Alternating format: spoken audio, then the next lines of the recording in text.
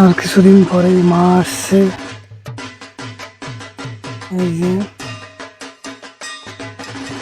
দলদা হরগোবিন্দপুর সার্বজনীন শ্রী শ্রী দুর্গা মন্দির। দুর্গা মন্দিরে মায়ের কাজ চলছে। এই যে মায়ের কাজ চলছে।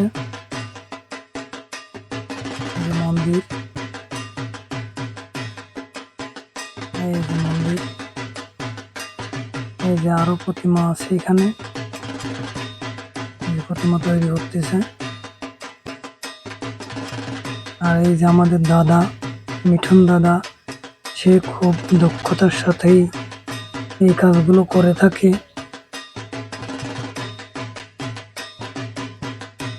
সে খুব সুন্দর কাজ করে। এই যে মায়ের গলার হার, সেটা তৈরি করতেছে। এই যে মায়ের গলার হার,